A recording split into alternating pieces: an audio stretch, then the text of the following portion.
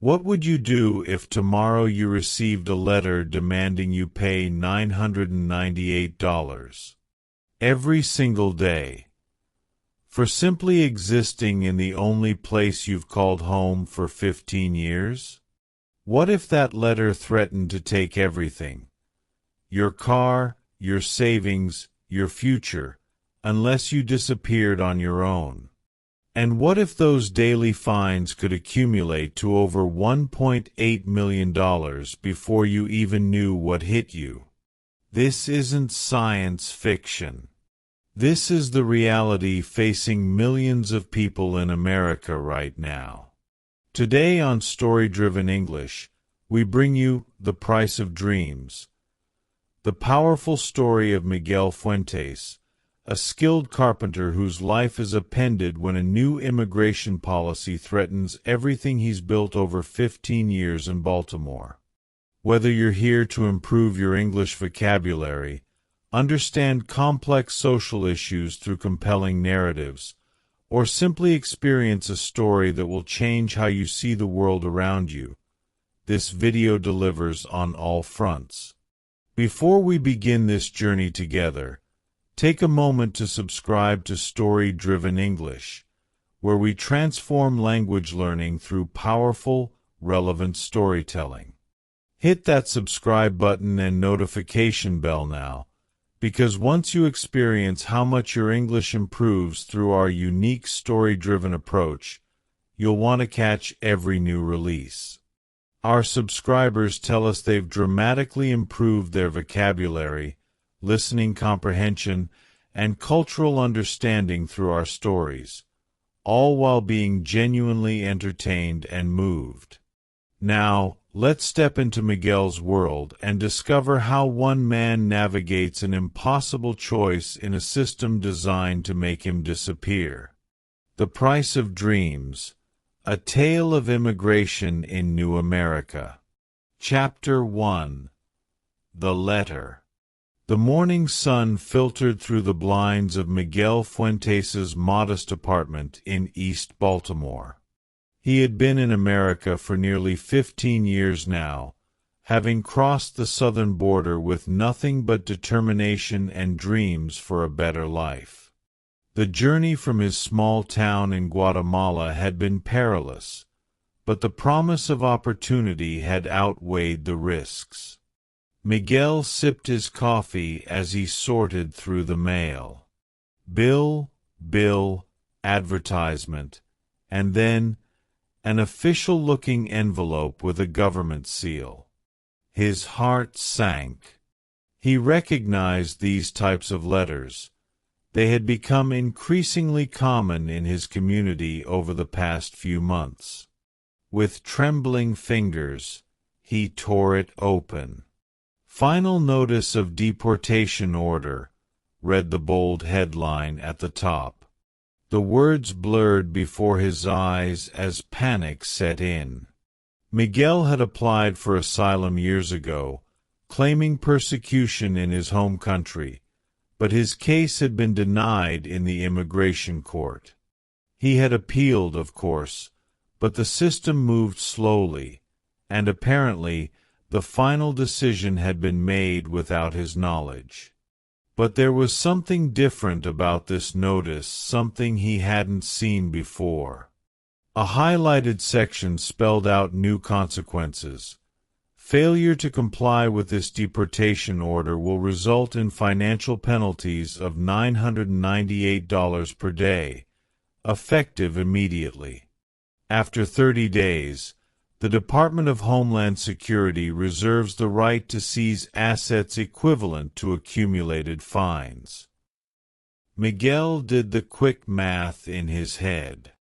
Nearly $1,000 per day.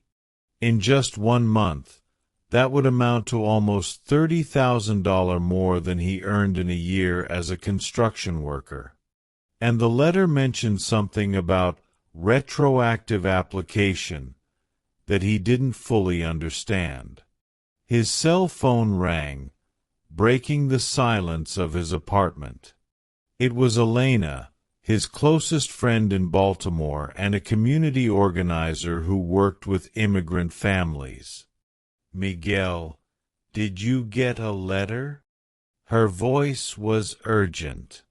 "Yes," he replied, still staring at the notice. "With fines. Very big fines." "I'm hearing from people all over the city," Elena said. "It's part of the new policy. They're imposing these penalties based on some old law from 1996. We're having an emergency meeting at the community center tonight. Can you come?" "I'll be there," Miguel promised, his mind already racing with questions. What would this mean for his small savings? For the used car he had purchased last year? For the future he had carefully built in America? Outside his window, Baltimore continued its usual morning hustle. People heading to work, kids walking to school, delivery trucks making their rounds. America going about its business, while Miguel's world had just been turned upside down. He glanced at the framed photo on his kitchen counter, himself standing proudly next to his employer John Matthews, who had awarded him Employee of the Month just last year. John had become more than a boss. He was a friend who trusted Miguel's work ethic and skills. Would John understand the situation Miguel now faced? Would he help? Or would the risk be too great for a business owner in today's climate? Miguel took a deep breath and reached for his phone. He needed to call his sister back in Guatemala. If the worst happened, she would need to prepare for his possible return. And then there was the matter of his small apartment, his few possessions, and the $8,200 in his bank account, his entire life savings, meticulously accumulated over years of dawn-to-dusk labor.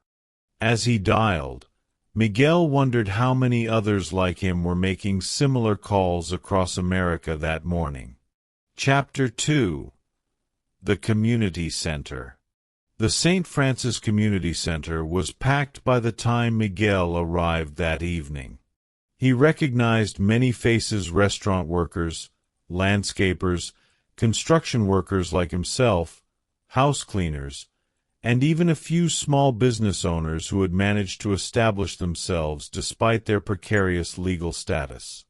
The room hummed with worried conversations in Spanish, punctuated by occasional words in English. Elena stood at the front of the room, alongside an immigration attorney named Sarah Goldstein.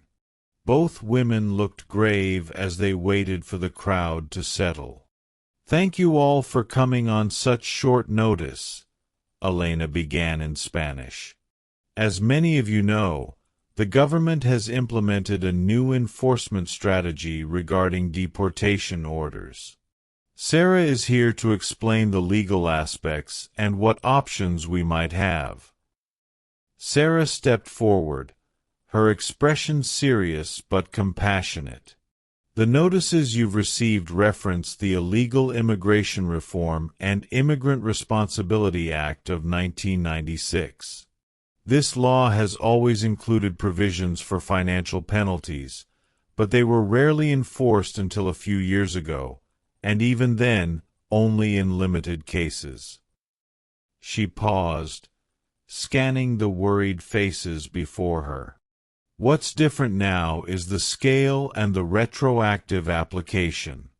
The current administration plans to apply these fines to everyone with a final deportation order, potentially going back 5 years. For some people, this could mean fines exceeding $1 million. A collective gasp went through the room. A woman in the front row began to cry softly. "Even more concerning," Sarah continued, "is that the government is considering seizing property and assets from those who cannot pay. This could affect not only the person named in the deportation order, but potentially impact U.S. citizens in mixed-status households, spouses, children, and other family members. Miguel raised his hand. Is there any way to fight this? To appeal? Sarah nodded. We can challenge the fines in court, but I must be honest, the legal foundation for these penalties exists in established law. What we can potentially challenge is the retroactive application and the proportionality of the fines.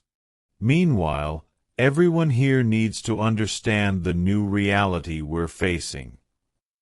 She gestured to a stack of papers on a nearby table. We have information sheets about a new mobile application called CBP Home. The government is encouraging people to use this app to, in their words, self-deport and leave the country now. Self-deport? An older man asked incredulously. Just leave everything behind? My business? My home? My family? That's what they're suggesting, Sarah replied quietly. The official statement from the Department of Homeland Security was quite clear. If they don't leave voluntarily, they will face the consequences. As the meeting continued, Miguel found himself sitting next to Carlos, a fellow Guatemalan he knew from occasional soccer games at the park. Carlos leaned over, speaking in a low voice. My cousin in Phoenix says people are already leaving, selling everything for whatever they can get, or just abandoning their homes in the middle of the night. It's like 2018 all over again, but worse. Miguel nodded, remembering the previous administration's immigration crackdowns. What will you do? He asked.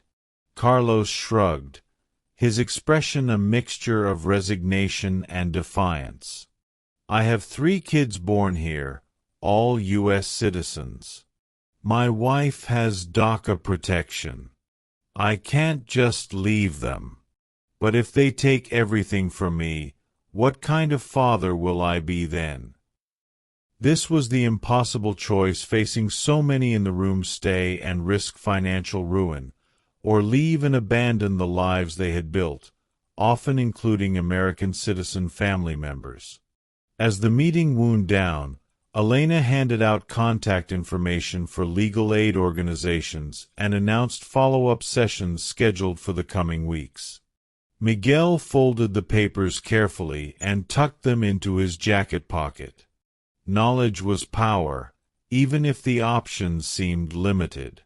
Outside the community center, the April evening was unexpectedly chilly. Miguel zipped up his jacket and began the walk back to his apartment, his mind heavy with decisions to be made. He passed the corner bodega where he bought his groceries each week, the owner waving to him through the window. He walked by the elementary school where neighborhood children played during recess, their innocent laughter a stark contrast to the adult concerns weighing on him. This small section of Baltimore had become his home, its rhythms and landmarks as familiar to him as the village where he had grown up. 15 years of life in America. 15 years of taxes paid under his tax identification number, even without legal status. 15 years of sending remittances back to Guatemala to help his aging parents and younger siblings. 15 years of building a life that could now be dismantled in an instant or buried under an impossible mountain of debt. As he reached his apartment building, Miguel made a decision. He would not run. Not yet. There had to be another way, and he would find it. Chapter 3. The Consultation.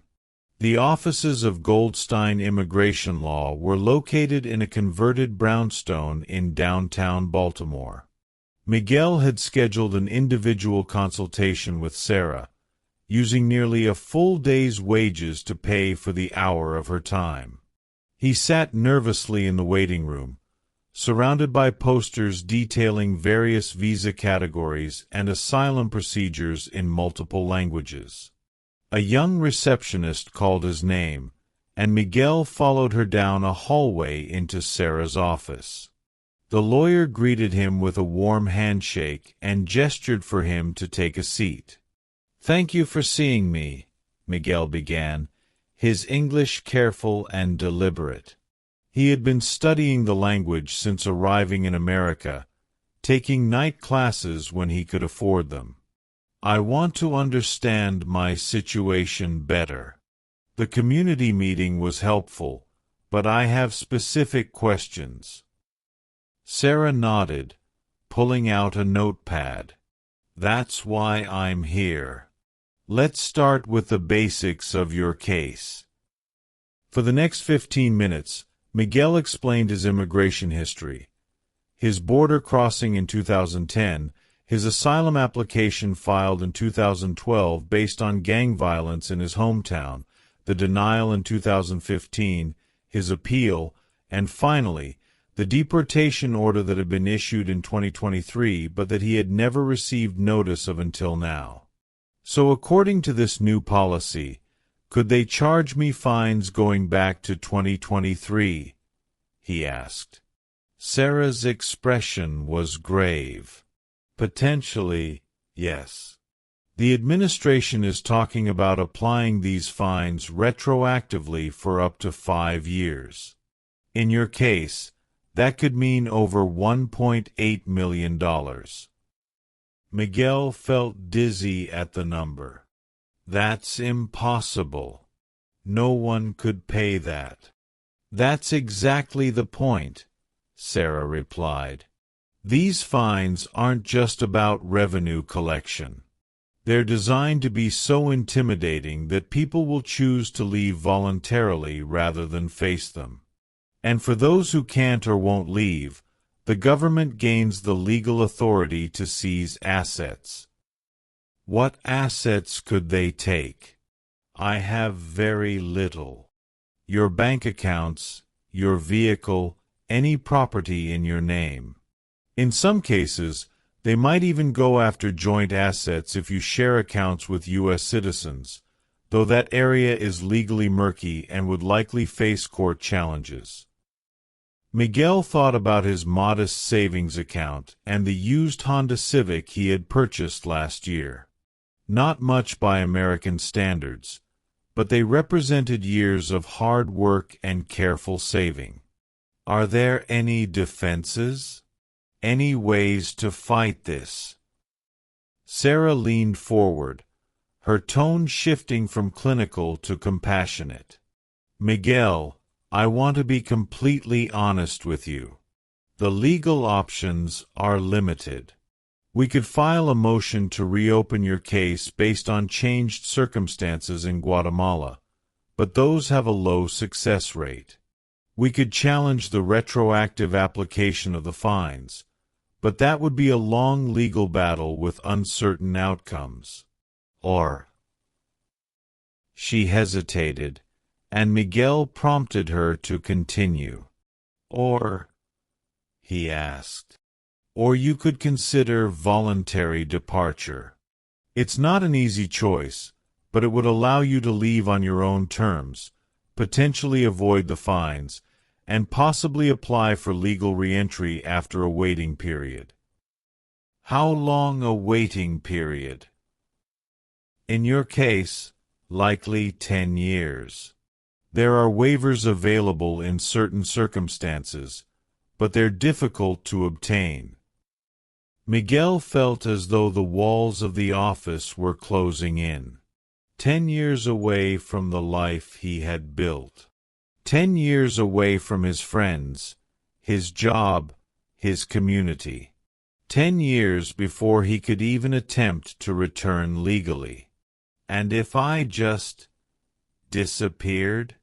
Changed apartments, moved to another city, tried to stay under the radar?" Sarah's expression became more serious. I can't advise you to evade a legal order, Miguel. The risks are significant. ICE has sophisticated tracking methods, and the new administration has made it clear that enforcement is a top priority. Plus, living in constant fear of detection is its own kind of prison. They discussed a few more legal technicalities before their time was up. As Miguel prepared to leave, Sarah handed him a folder with information about his options. "Whatever you decide, document everything," she advised.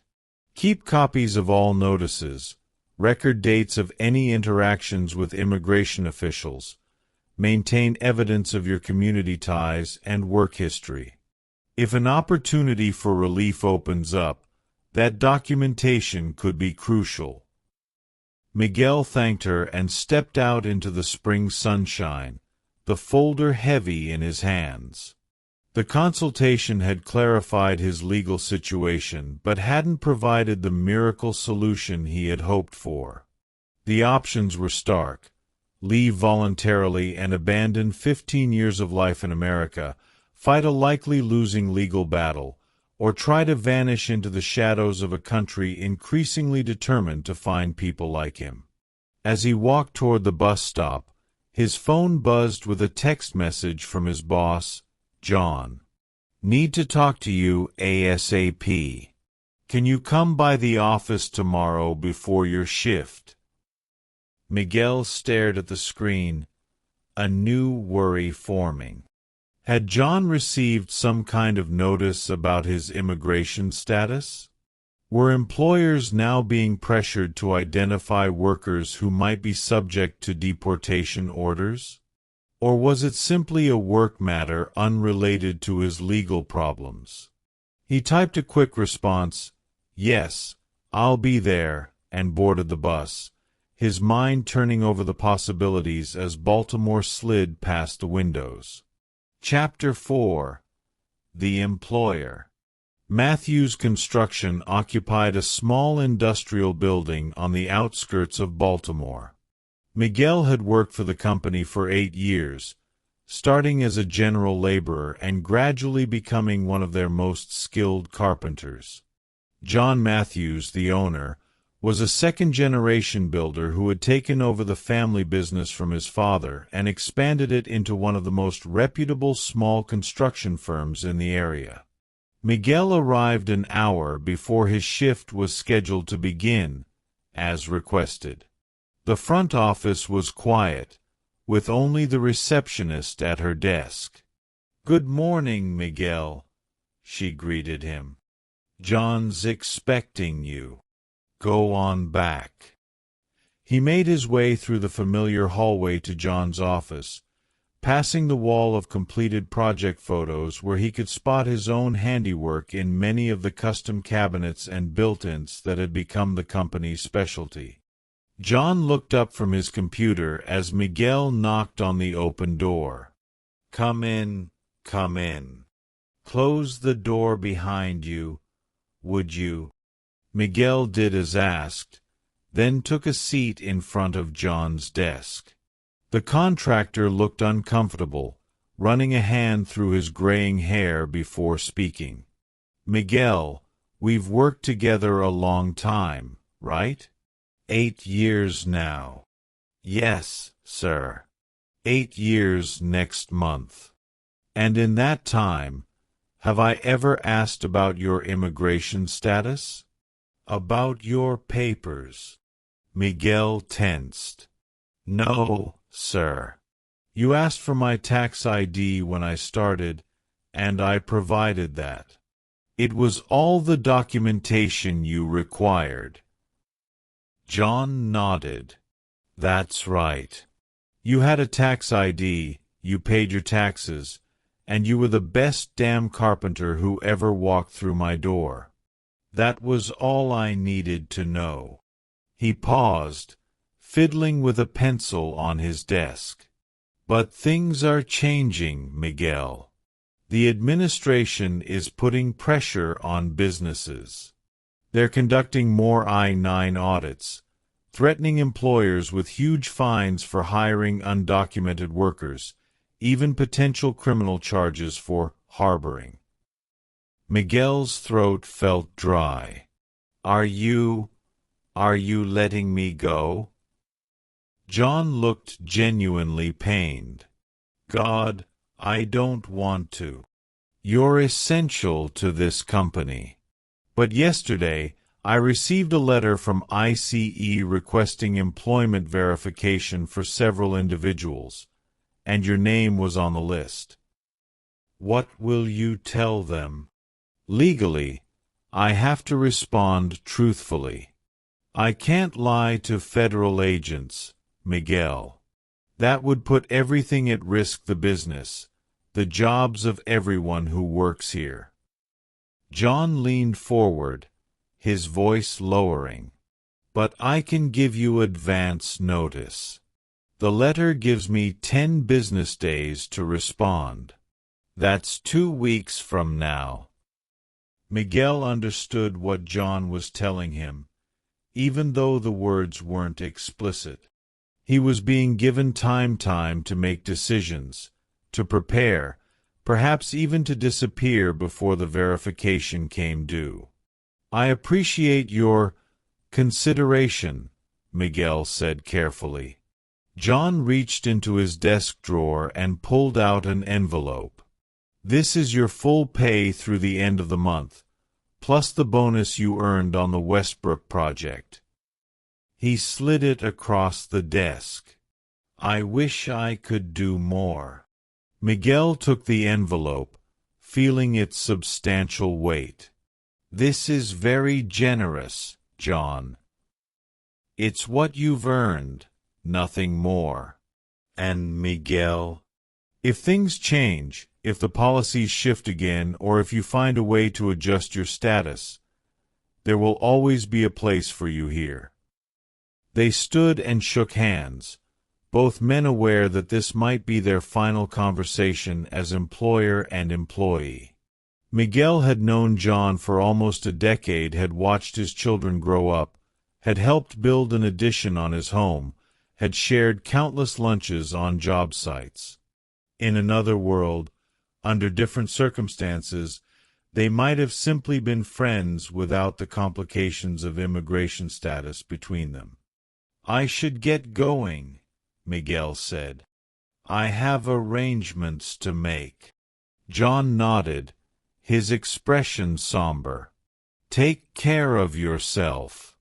And Miguel, whatever happens, America is a better place because of people like you, no matter what anyone says.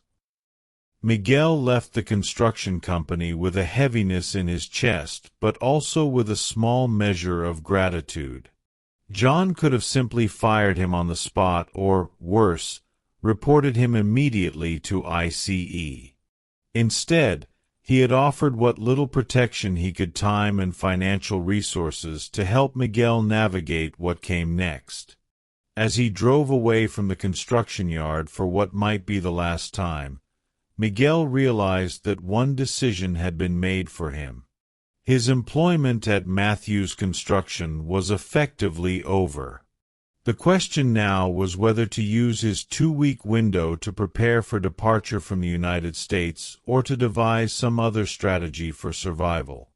He turned his car toward downtown Baltimore, where Elena had mentioned a legal aid clinic was offering free consultations to people affected by the new policies. Perhaps someone there would have insights that Sarah Goldstein had missed, some loophole or protection that could offer a path forward. Hope was a dangerous thing in his situation, but it was all Miguel had left. Chapter 5. The Choice. The legal aid clinic operated out of a church basement in downtown Baltimore.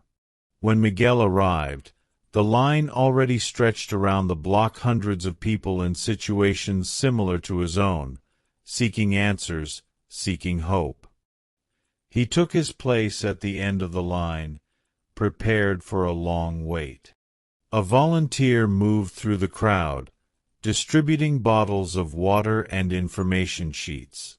When she reached Miguel, she explained that the volunteer attorneys could only see about 50 people today, but they would be returning next week for another session. "How many people do you think are here?" Miguel asked, looking at the seemingly endless line. The volunteer, a young woman wearing a Justice for Immigrants t-shirt, shook her head. "At least 300. And this is just one clinic in one city. It's happening everywhere." Miguel decided to wait, despite the likelihood of not being seen. Perhaps he could learn something useful just from talking to others in line. The community knowledge among immigrants was often as valuable as official legal advice. Lived experience, creating a collective wisdom about how to navigate systems designed to exclude them. Behind him in line stood an older couple, probably in their 60s. The man introduced himself as Roberto, a Salvadoran who had been in the country since 1999, having fled the civil war in his homeland. His wife, Maria, was a permanent resident who had sponsored him for a green card years ago, but complications in his case had led to delays and eventually a deportation order when their application was denied. "We own our home," Roberto explained. "We have 3 grown children, all U.S. citizens. 7 grandchildren. I've run my own landscaping business for 15 years, paid all my taxes. And now they say I must leave or pay almost $1 million in fines. What will you do?" Miguel asked. Roberto's weathered face showed both resignation and determination. "I'm too old to start over, too old to live as a fugitive. We've decided to sell everything: our house, my business, our car.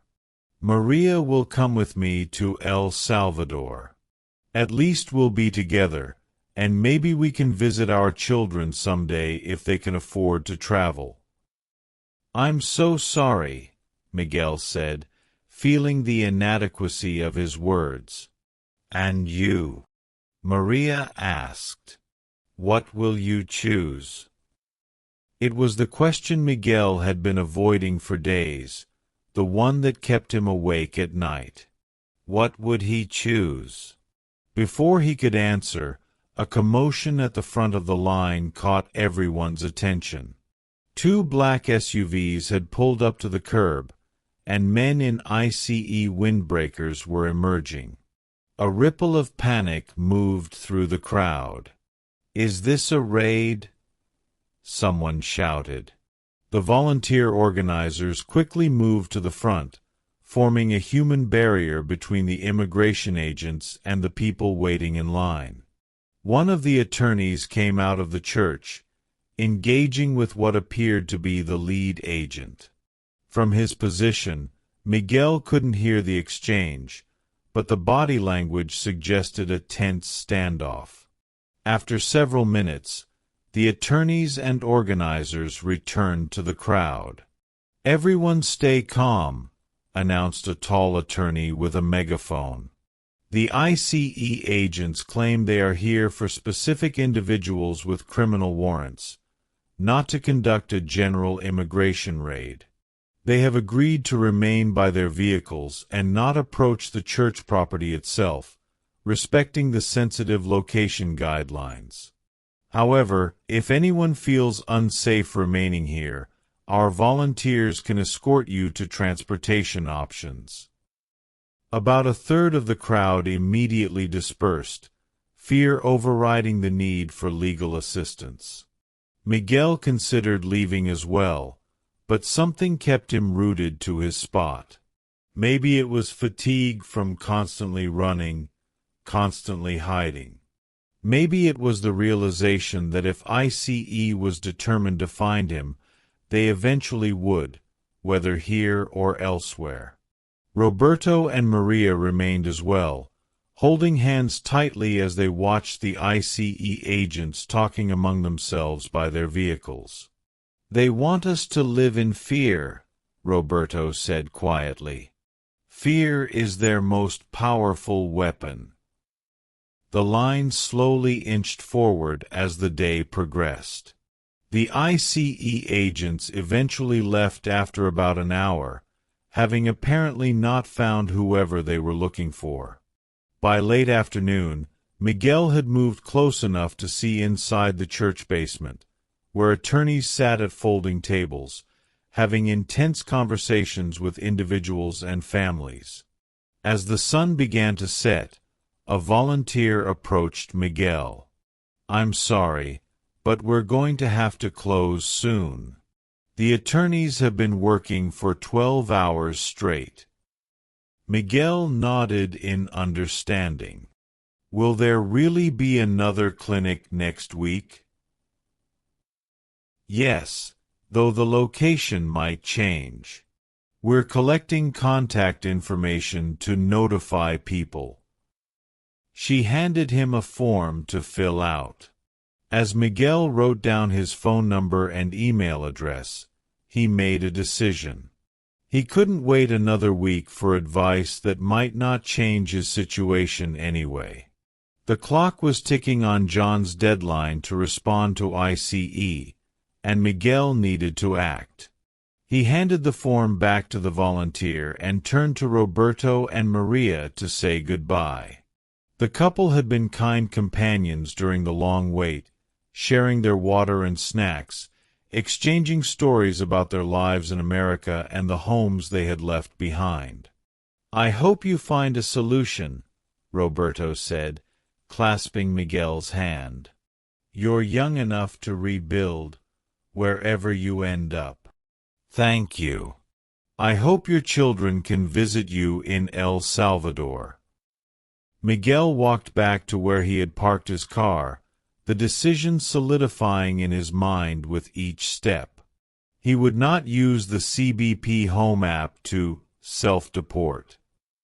He would not subject himself to a system designed to humiliate and impoverish him. He would not voluntarily return to a country where he had few connections and fewer prospects. But he also would not stay in Baltimore, where ICE knew his address, his employer, his routines. The fines would accumulate, eventually reaching an astronomical figure that would ensure he could never build a legal future in America. There was a third option, one that many immigrants chose in desperate times. He would move perhaps to another state, perhaps to a rural area where enforcement was less intensive, perhaps to a sanctuary city with more protective policies. He would find new work, using his skills in construction which were always in demand. He would become even more careful, even more invisible. It wasn't a perfect plan. It meant leaving behind the community he had built, the friends who had become like family. It meant living with even greater uncertainty and fear. But it also meant not giving up on the American dream that had brought him here 15 years ago. Miguel started his car and began driving, not yet sure of his destination but certain of his direction forward, always forward, as immigrants had done for generations before him. Chapter 6. The Journey. Miguel spent the night researching on his phone, identifying potential destinations and weighing their pros and cons. He considered Chicago, with its strong sanctuary city policies, but worried about its intense ICE presence. He thought about rural areas in Minnesota or Wisconsin where agricultural work might be available, but wondered if he would stand out too much in predominantly white communities. Finally, he settled on New Mexico. The state had recently strengthened its immigrant protections, limiting cooperation between local law enforcement and federal immigration authorities. It had a large Hispanic population where he might blend in more easily. And importantly, it was far from Baltimore, reducing the likelihood that local ICE agents would connect him to his previous location. By dawn, Miguel had packed his essential belongings into 2 suitcases and a backpack. He would leave most of his furniture and household items behind. They could be replaced, and traveling light would make the cross-country journey easier. His apartment lease ran through the end of the month, already paid. He wrote a brief note to his landlord, claiming a family emergency had called him away suddenly, and left it with the keys in an envelope he slipped under the management office door. The cash from John Matthews, combined with his savings, gave him a financial cushion of about $12,000. It wasn't much to restart a life, but Miguel was accustomed to making do with limited resources. Before leaving Baltimore for good, there was one more stop he needed to make. Elena had become one of his closest friends over the years, and he couldn't disappear without saying goodbye, even though he wouldn't tell her his destination for her own protection. He arrived at her small house in East Baltimore just as she was leaving for work at the community organization where she served as an outreach coordinator for immigrant families. "Miguel!" she exclaimed in surprise, noting his car packed with belongings. "What's happening?" "I need to go," he said simply. "It's not safe for me here anymore." Understanding immediately, Elena invited him inside for a quick coffee. In her kitchen, he explained about the ICE inquiry to his employer and his decision to relocate rather than self-deport or remain in Baltimore. "Are you sure this is the best option?" Elena asked, concern evident in her voice. "Running is so difficult, Miguel. Always looking over your shoulder, never putting down roots." "I know. But what choice do I have? I can't pay the fines. I won't use their app to deport myself. And if I stay here, they'll find me within weeks." Elena couldn't argue with his logic. Instead, she went to a drawer and pulled out a small notebook.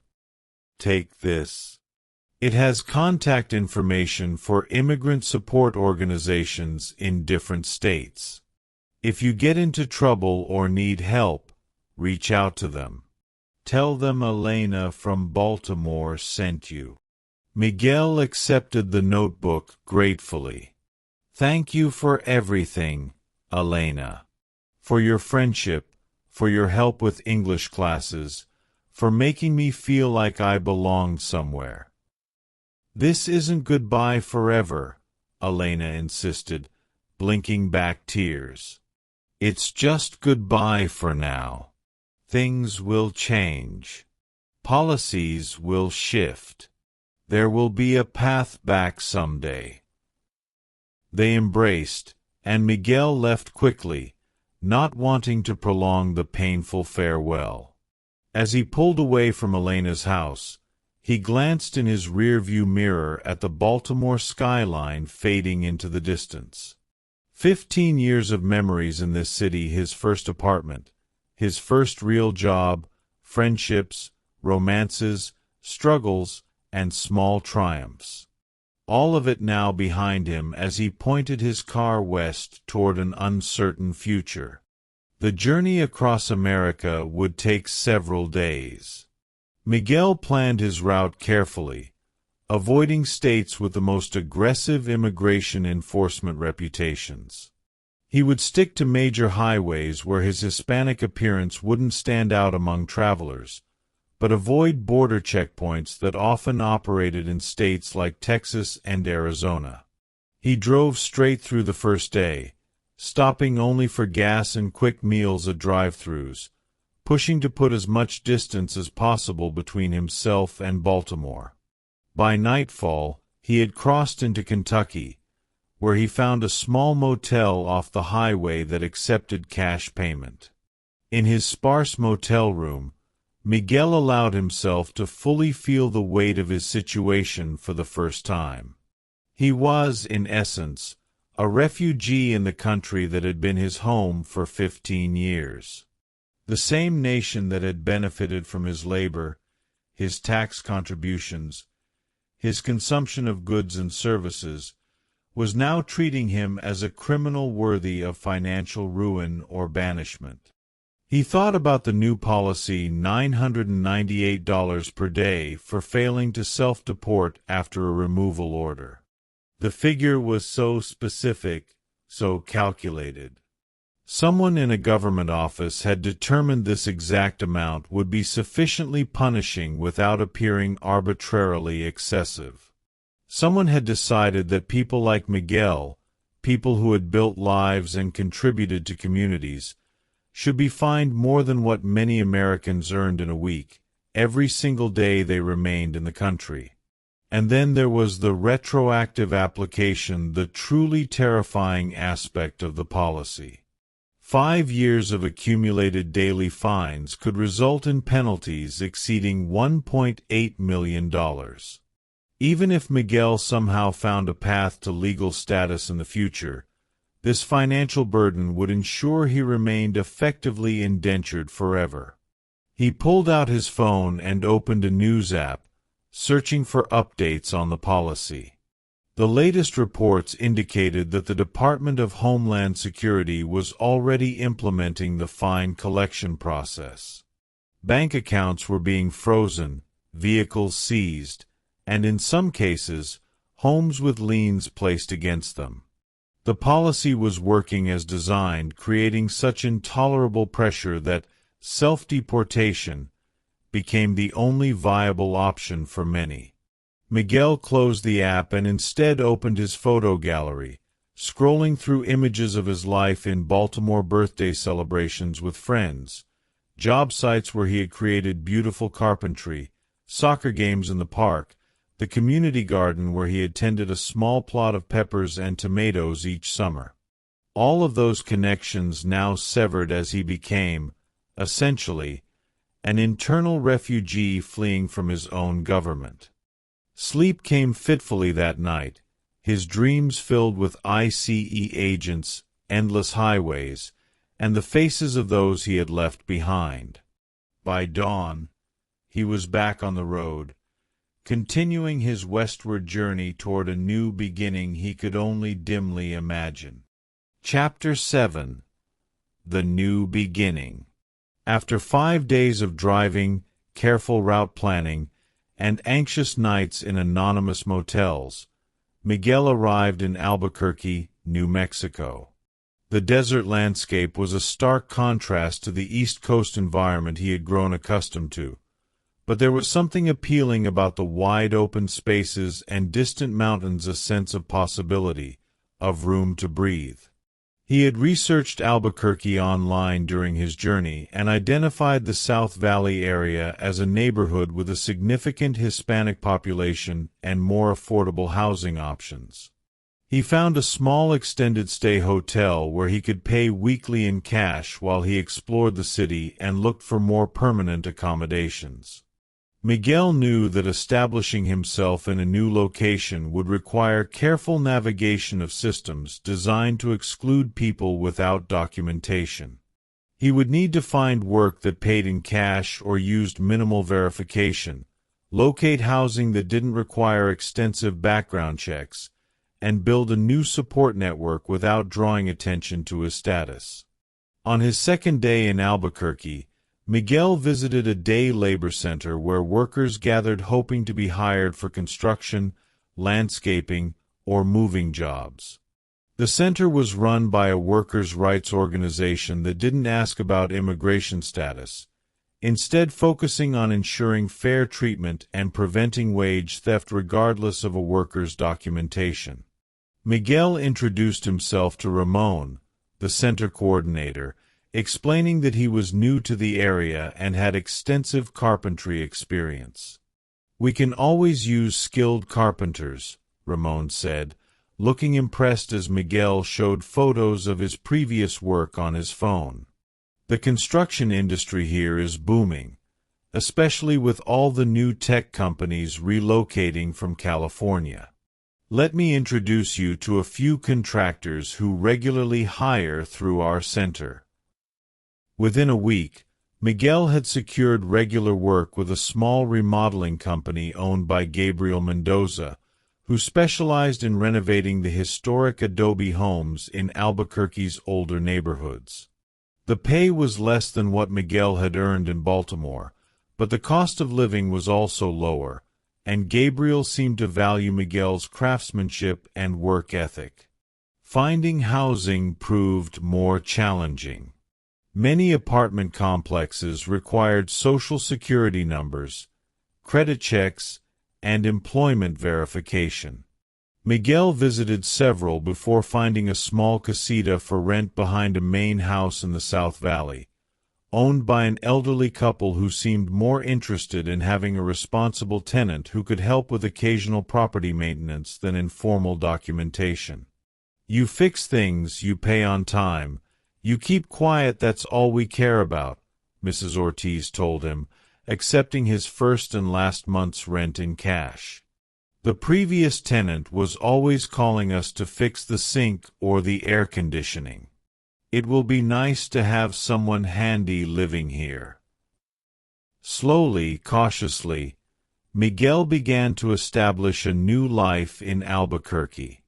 He was careful about his routines, varying his routes to work, paying attention to police presence in different areas, and being meticulous about following all traffic laws when driving. He used cash for most transactions and kept a low profile in the community. But humans are social creatures, and complete isolation wasn't sustainable long term. After a month in his new city, Miguel found himself craving the sense of community he had left behind in Baltimore. Following a recommendation from Ramon, he visited a local Catholic church that was known for its support of immigrant parishioners. After Sunday Mass, the church hosted a community lunch where Miguel met other immigrants from various Latin American countries. Many shared similar stories of displacement, adaptation, and the constant negotiation between building a life and maintaining vigilance. Among them was Lucia, a Peruvian woman who had lived in Albuquerque for 8 years. She had come to the U.S. on a student visa, completed her degree in education, but had been unable to secure a work visa afterward. Rather than return to Peru, where economic opportunities were limited, she had remained in the U.S. after her visa expired, working as a private Spanish tutor and translator. "It's not the life I imagined when I came here," Lucia told Miguel as they sat at one of the folding tables in the church basement. "I have a college degree that I can't fully use. I live with the constant fear of detention and deportation. But I also have freedom here, opportunities that wouldn't exist for me in Peru, and a community that values me." Miguel found himself sharing more of his own story than he had intended. His 15 years in Baltimore, the deportation order he had never received notice of, the new policy of crushing daily fines. "I understand completely," Miguel replied. "Sometimes I wonder if I made the right choice. Running instead of returning to Guatemala. Starting over at my age." Lucia smiled sympathetically. "There's no perfect choice in our situation. Only difficult decisions with different consequences." Over the following weeks, Miguel and Lucia began spending more time together. She helped him improve his English, and he assisted her with small repairs in her apartment. Their friendship provided a much-needed sense of connection in a city where both felt like outsiders. Through Lucia and the church community, Miguel gradually expanded his social circle, always careful about how much personal information he shared, but allowing himself to form genuine connections. These relationships provided not only emotional support but also practical assistance recommendations for trustworthy doctors who treated patients regardless of insurance status, warnings about increased ICE activity in certain neighborhoods, and information about community resources. 6 months into his new life in Albuquerque, Miguel had achieved a precarious stability. He had a steady job with Gabriel's remodeling company, a comfortable home in the casita, and a small but reliable social network. He had even opened a new bank account using his tax identification number, though he kept most of his savings in cash, hidden in his home as a precaution against asset seizure. Then one morning in November, as Miguel was enjoying his coffee before heading to work, his phone buzzed with a news alert. The headline made his heart race. Supreme Court temporarily blocks implementation of immigration fine policy. With trembling fingers, he opened the article. The nation's highest court had issued a temporary stay on the administration's policy of imposing $998 daily fines on immigrants with deportation orders. A coalition of immigrant rights organizations had filed an emergency lawsuit challenging the constitutionality of the retroactive application of the fines and their proportionality. While the court considered the full case, it had ordered a pause on the fine collection and asset seizure program. Miguel immediately called Lucia to share the news. "This is promising," she said cautiously. "But remember, it's only a temporary stay while they review the case. The policy itself hasn't been overturned." "I know," Miguel replied, trying to temper his hope. "But it's the first positive development since this nightmare began." Over the next several weeks, Miguel followed the case closely. Legal experts on news programs offered varying predictions about the final outcome, some suggesting the Supreme Court might strike down the retroactive application while upholding the government's right to impose fines going forward. Others believed the entire policy might be declared unconstitutionally excessive. As the court deliberations continued, Miguel found himself at a crossroads.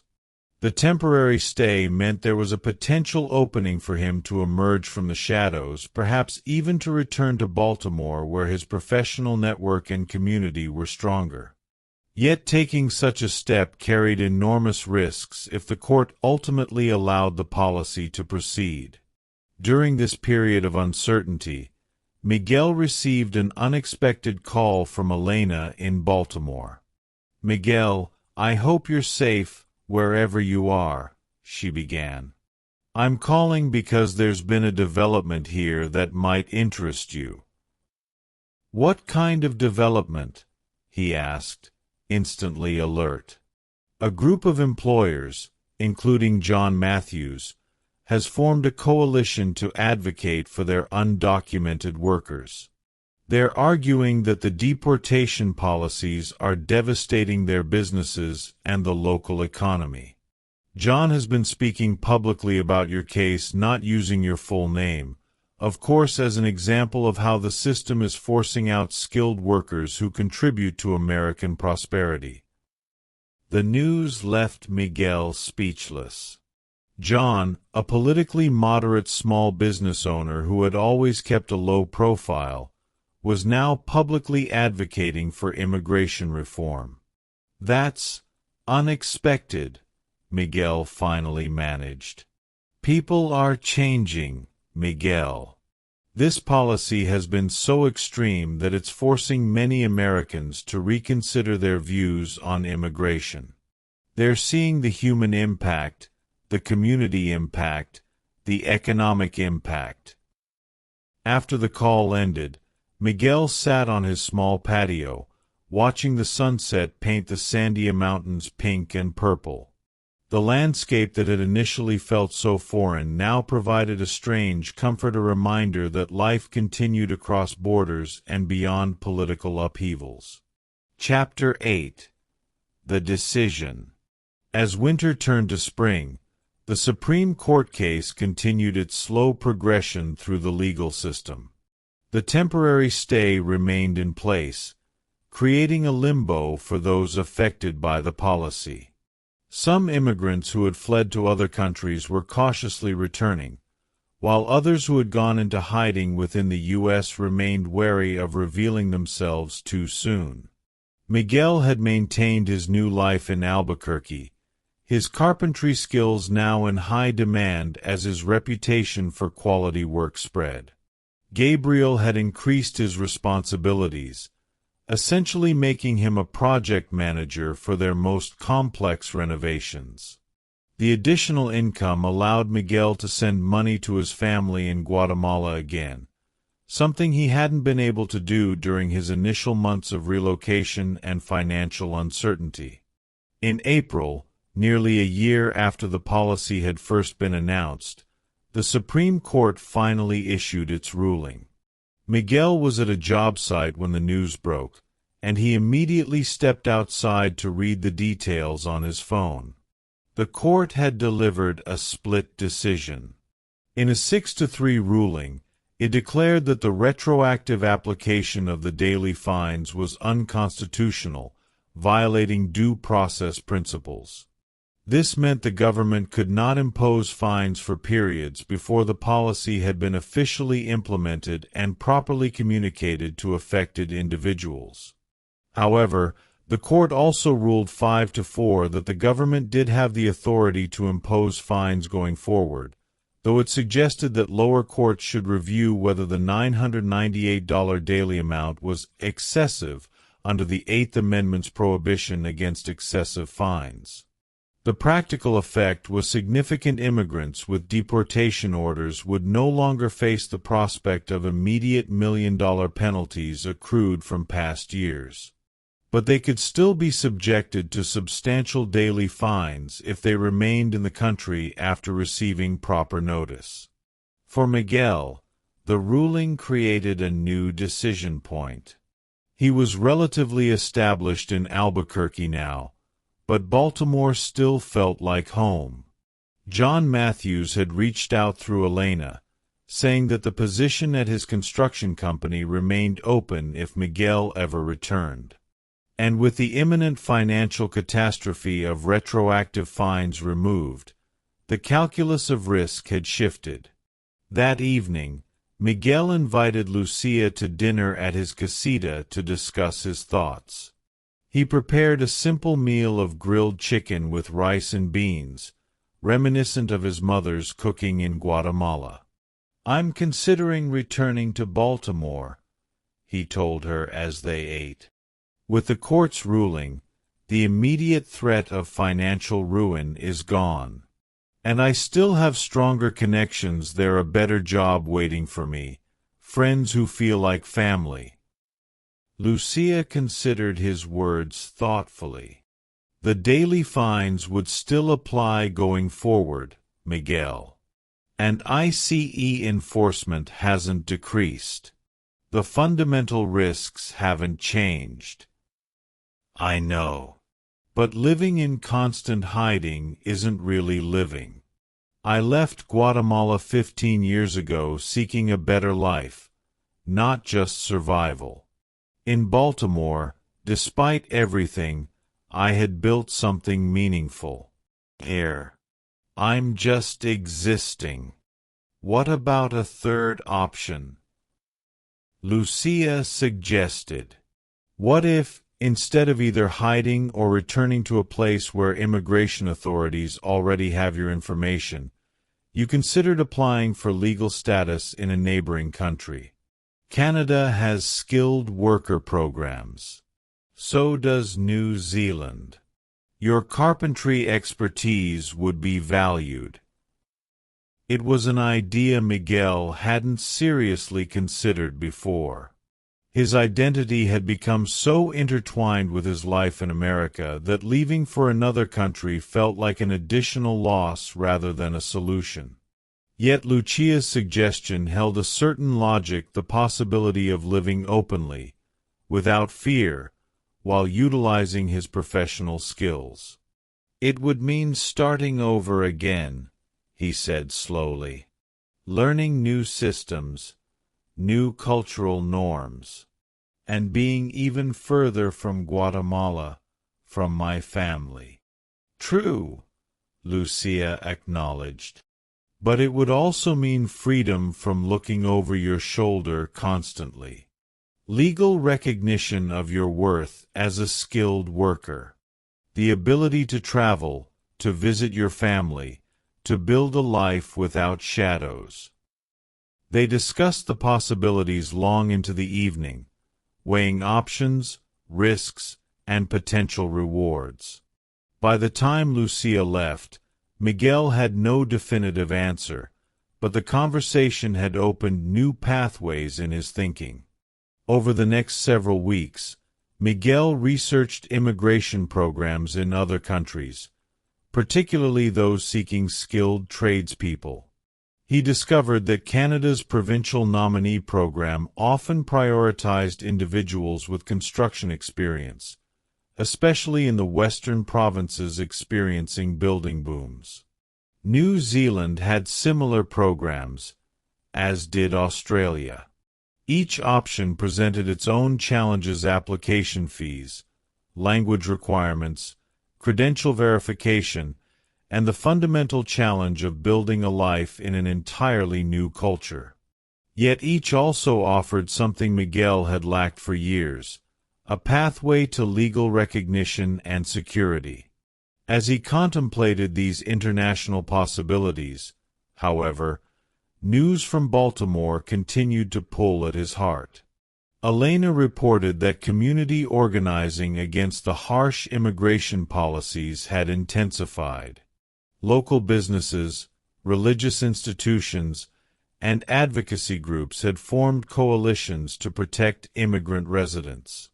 Several cities, including Baltimore, had strengthened their sanctuary policies, limiting cooperation with federal immigration authorities. John Matthews had become an unexpected but powerful advocate, leveraging his reputation as a respected small business owner to speak about the economic impact of losing skilled immigrant workers. He had been featured in local media arguing that the construction industry was facing a critical shortage that was driving up housing costs and delaying infrastructure projects.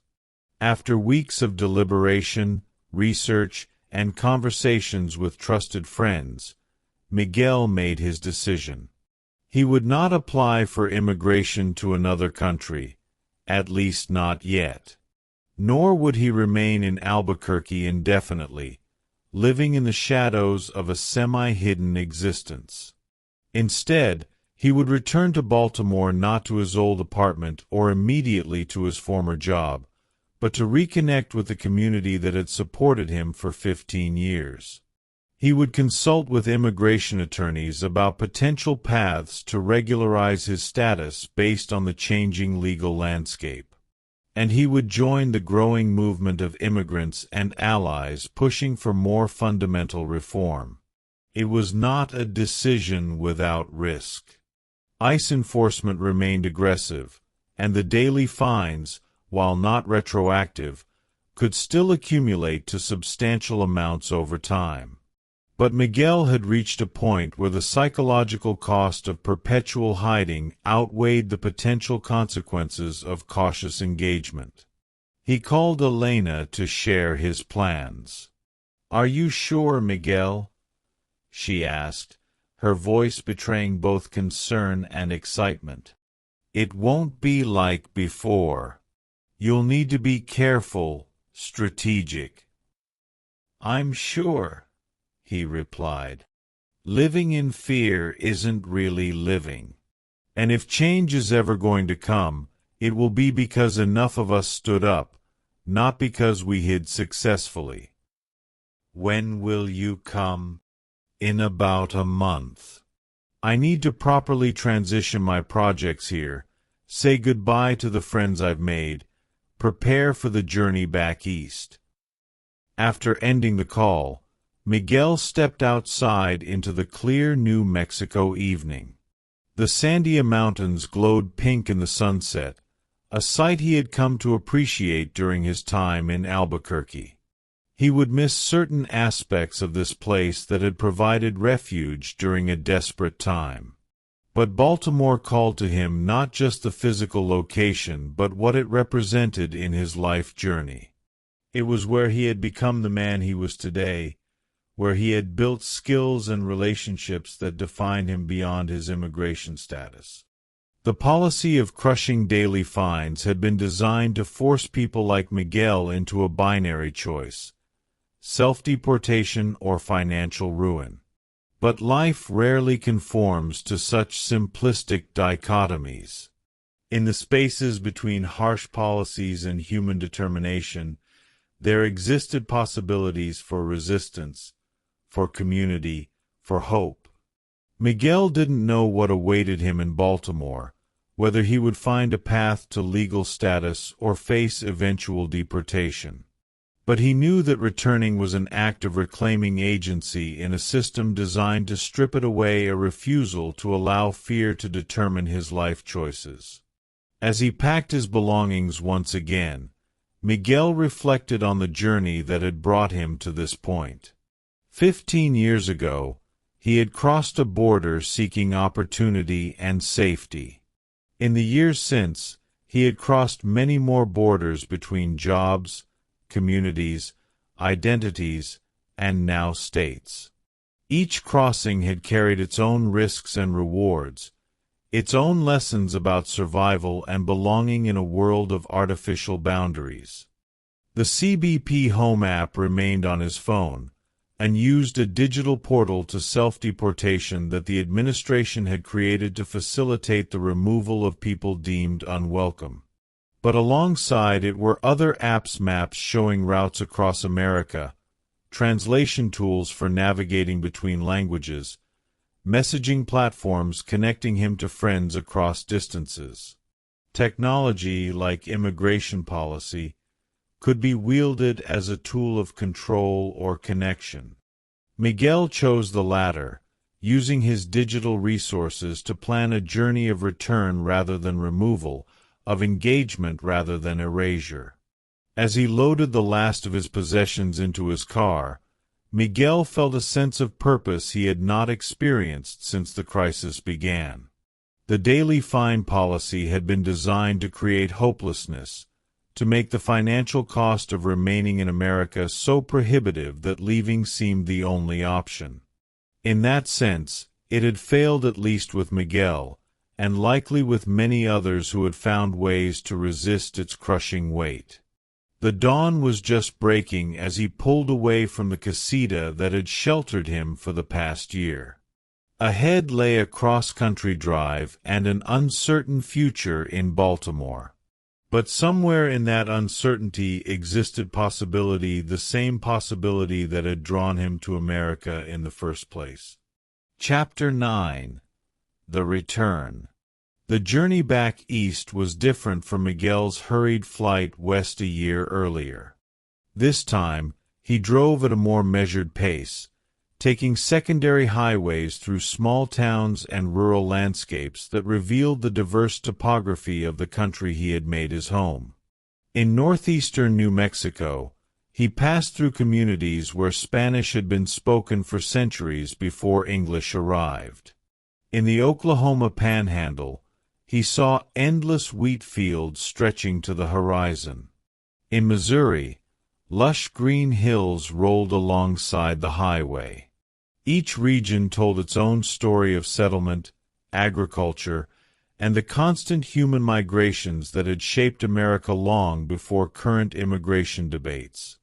Along the way, Miguel reflected on how the intense policy of daily fines had changed not only his life but the broader conversation about immigration.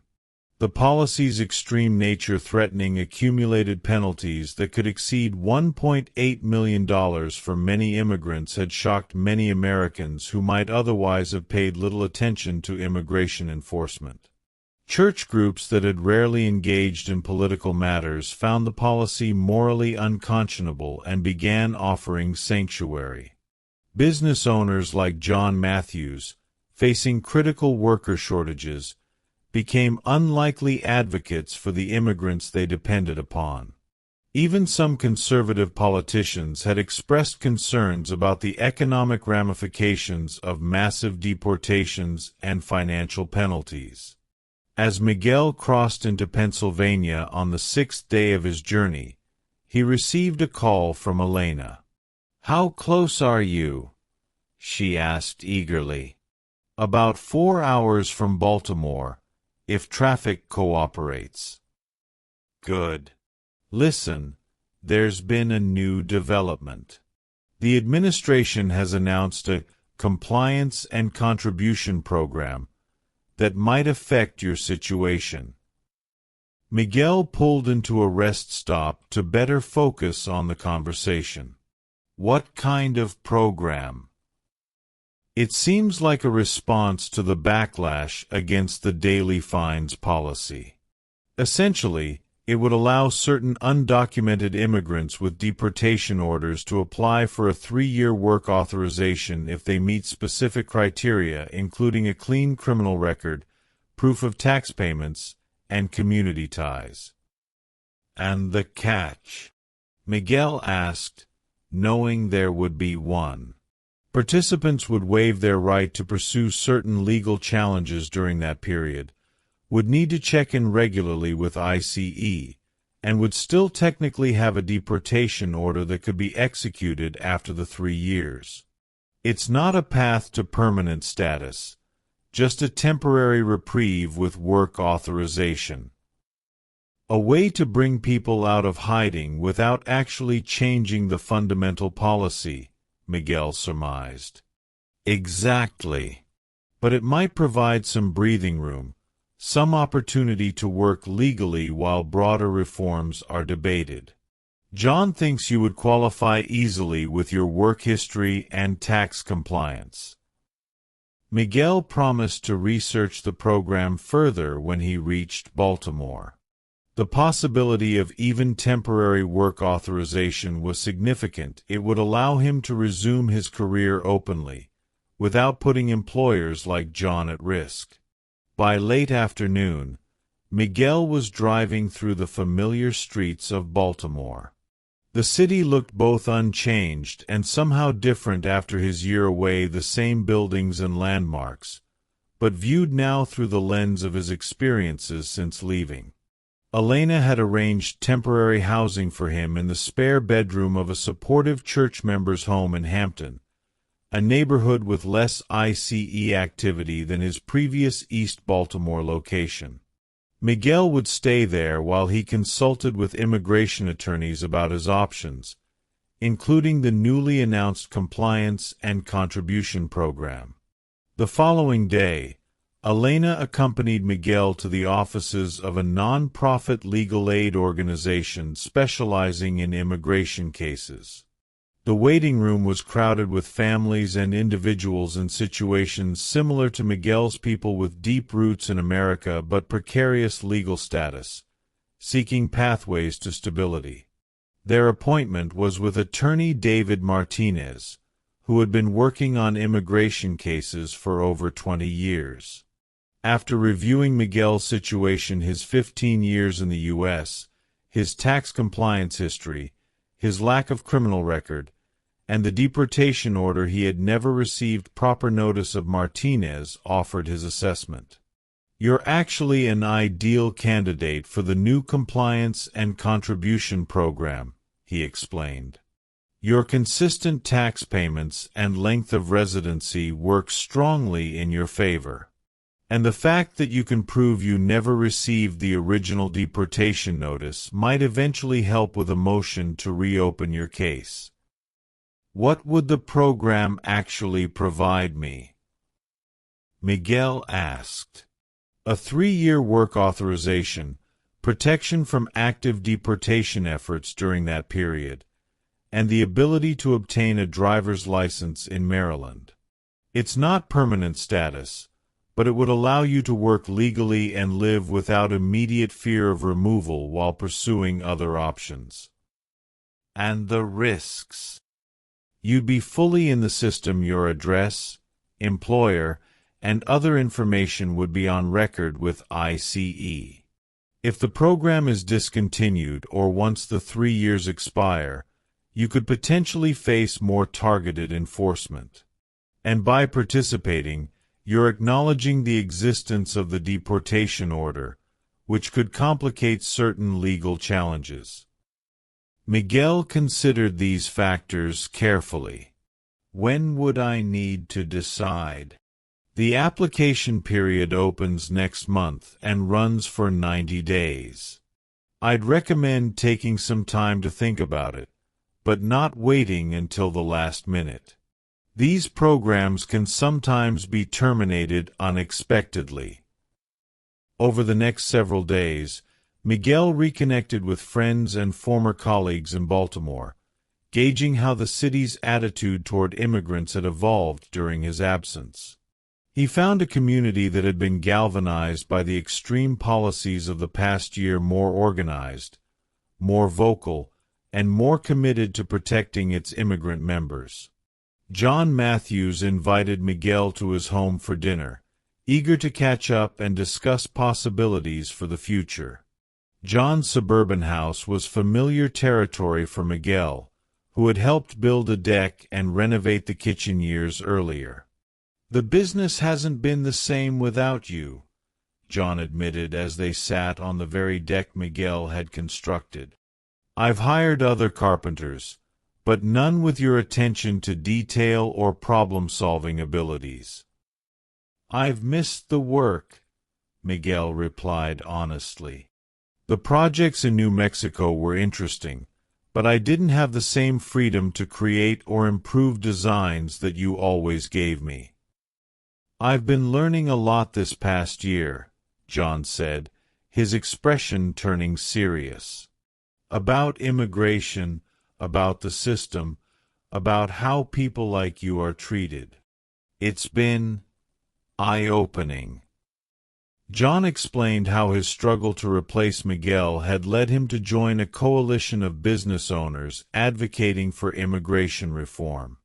He had testified at city council meetings, spoken to state legislators, and even traveled to Washington, D.C. for a conference on immigration and economic impact. "I used to think of immigration as an abstract policy issue," John admitted. "Now I understand it's about people who are essential to our communities, our economy, and our future."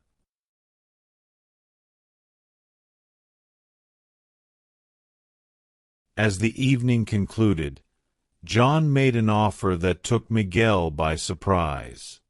"If you decide to apply for this compliance and contribution program, I want to formally sponsor you, provide an official letter confirming your employment history, verify your skills and contributions, and commit to future employment. My attorney says that kind of employer support can strengthen an application significantly." Miguel was touched by the offer, another indication of how his relationship with John had evolved from a simple employment arrangement to something more meaningful, a partnership based on mutual respect and recognition of shared interests. By the end of his first week back in Baltimore, Miguel had made his decision. He would apply for the compliance and contribution program, accepting its limitations and risks in exchange for the opportunity to work legally and live without immediate fear of deportation. It wasn't the comprehensive immigration reform that would provide a permanent solution, but it was a starting point, a chance to step out of the shadows and participate more fully in the community he had helped build.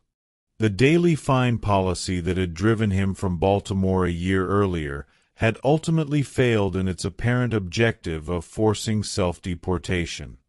Instead, it had revealed the deep interdependence between immigrant workers and American communities, strengthened solidarity networks, and ultimately led to alternative approaches like the compliance program, still deeply flawed, but reflecting a recognition that mass deportation and financial ruin were neither practical nor morally defensible policies.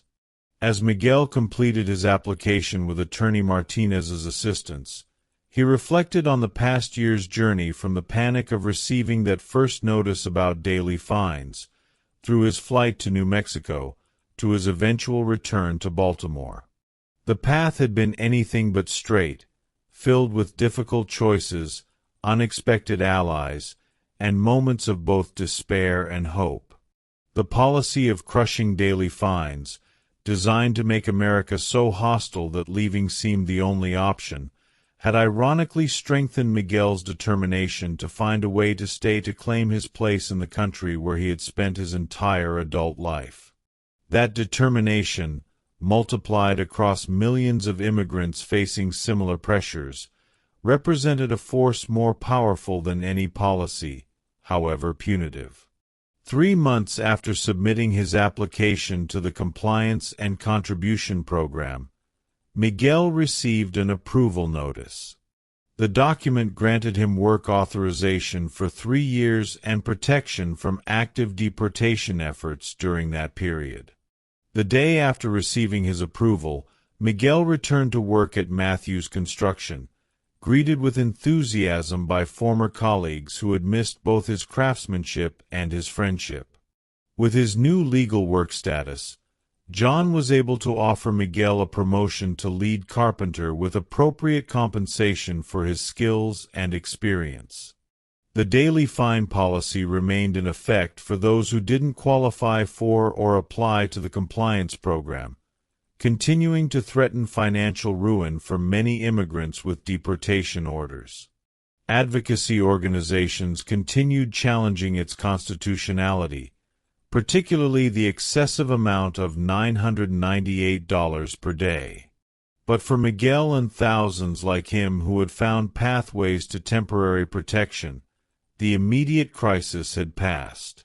The longer-term questions about permanent status, about truly belonging in America, remained unresolved part of the ongoing national conversation about immigration, identity, and the meaning of citizenship.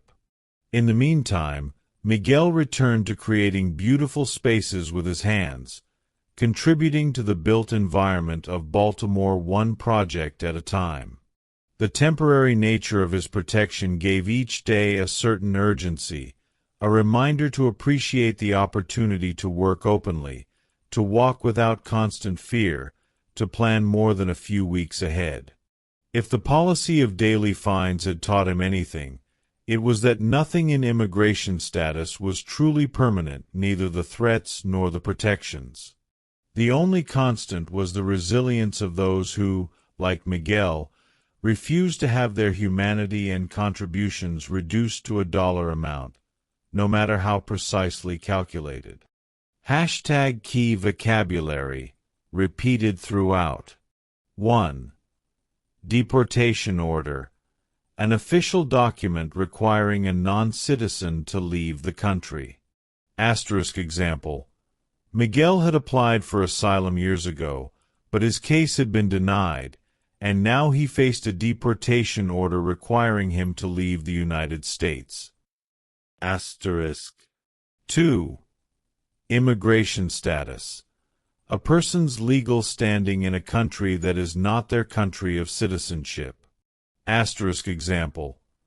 After 15 years in America, Miguel's immigration status remained precarious, preventing him from fully participating in society despite his contributions. 3. Self-deportation. When immigrants leave a country voluntarily due to hostile policies. Example. The government's CBP Home app was designed to encourage self-deportation by making immigrants feel they had no other option but to leave on their own. 4. Financial penalties. Monetary fines imposed for violations of laws or regulations. Example. The new policy imposed financial penalties of $998 per day on immigrants who remained in the country after receiving a deportation order. 5. Asset seizure. The legal taking of property by government authorities. Example. Miguel worried about asset seizure, knowing the government could take his car, savings, and other possessions if he failed to pay the accumulating fines. Asterisk. 6. Retroactive application. Applying new rules to past situations or time periods. Asterisk example. The retroactive application of the daily fines meant Miguel could potentially owe over $1.8 million for the years since his deportation order was issued. Asterisk. 7. Immigration enforcement. Government actions to identify and remove unauthorized immigrants. Asterisk example. ICE agents represented the front line of immigration enforcement, conducting workplace raids and neighborhood sweeps to locate deportable individuals. Asterisk. 8. Compliance. Following official rules, laws, or regulations. Asterisk example. The Compliance and Contribution Program offered certain protections to immigrants who demonstrated compliance with tax laws and had clean criminal records. Asterisk. 9. Work authorization. Legal permission to be employed in a country. Asterisk example. The 3-year work authorization would allow Miguel to legally continue his carpentry career without putting his employer at risk. Asterisk. 10. Community ties. Connections and relationships established in a location. Asterisk example. Miguel's strong community ties in Baltimore included his church, friends like Elena, and professional relationships like the one with John Matthews.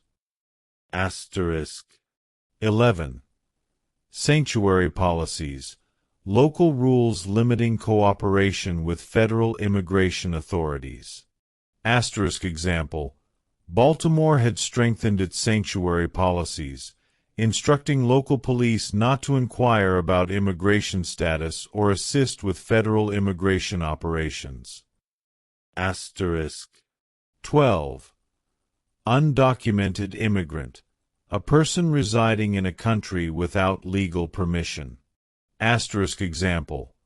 Despite being an undocumented immigrant, Miguel had paid taxes, contributed to his community, and built a meaningful life in America. Asterisk. 13. Tax identification number. A number issued for tax purposes to people without Social Security numbers. Asterisk example. Using his tax identification number, Miguel had consistently filed and paid his taxes for 15 years, even without legal status. Asterisk. 14. Deportation. The formal removal of a non-citizen from a country. Asterisk example. The threat of deportation constantly hung over Miguel's life, limiting his ability to plan for the future or feel secure. Asterisk. 15. Immigration reform. Changes to immigration laws and policies. Asterisk example. John Matthews had become an advocate for immigration reform after realizing how current policies were harming both his business and valued employees like Miguel. Asterisk. 16. Legal status. The official standing of a person under the law. Asterisk example. Miguel's dream was to someday obtain legal status that would allow him to visit his family in Guatemala and return to his life in America. Asterisk. 17. Temporary protection. Short-term legal permission to remain in a country. Asterisk example. The Compliance and Contribution Program offered temporary protection for 3 years, but provided no path to permanent residency. Asterisk. 18. Asylum. Protection granted to people fleeing persecution in their home countries. Asterisk example. Miguel had initially applied for asylum based on the gang violence threatening his life in Guatemala, but his application was ultimately denied. Asterisk. 19. Immigration court. Special courts handling immigration cases. Asterisk example. In the overloaded immigration court system, Miguel's asylum case had taken years to process, leaving him in limbo for much of that time. Asterisk. 20. Border crossing. The act of entering one country from another. Asterisk example. Miguel's border crossing 15 years earlier had been dangerous and frightening, but driven by the hope for safety and opportunity. Asterisk. 21. Mixed status household. A family where members have different immigration statuses. Asterisk example. Carlos lived in a mixed status household. His children were U.S. citizens. His wife had DACA protection, while he faced a deportation order. Asterisk. 22. Remittances. Money sent by immigrants to family members in their home countries. Asterisk example. Miguel regularly sent remittances to his parents in Guatemala, helping them afford medical care and basic necessities. Asterisk. 23. ICE, Immigration and Customs Enforcement, the U.S. federal agency responsible for immigration enforcement. Asterisk example. The appearance of ICE agents outside the legal aid clinic sent a wave of panic through those waiting in line for consultation. Asterisk. 24. Sanctuary, a place of refuge or safety, often referring to churches or cities that protect immigrants. Asterisk example. Some churches in Baltimore began offering sanctuary to immigrants at risk of deportation, providing them physical shelter and protection. Asterisk.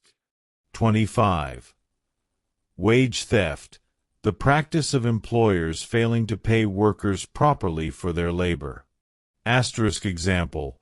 The day labor center where Miguel found work in Albuquerque focused on preventing wage theft against vulnerable immigrant workers. Asterisk. Did this story help you improve your English while learning about important real-world issues? If so, please take a moment to like this video to help others find it, share it with friends who are learning English or interested in topical story, comment below with your thoughts or any vocabulary questions. Subscribe to Story Driven English for more compelling stories that blend language learning with current events. On our channel, we believe that the best way to master English is through engaging, relevant content that keeps you motivated while building your vocabulary and comprehension skills naturally. Join our growing community of English learners who use real stories about real issues to improve their language skills. Each week, we bring you new stories designed to expand your vocabulary, improve your listening comprehension, and deepen your understanding of the world around you. Thank you for listening, and we'll see you in our next story.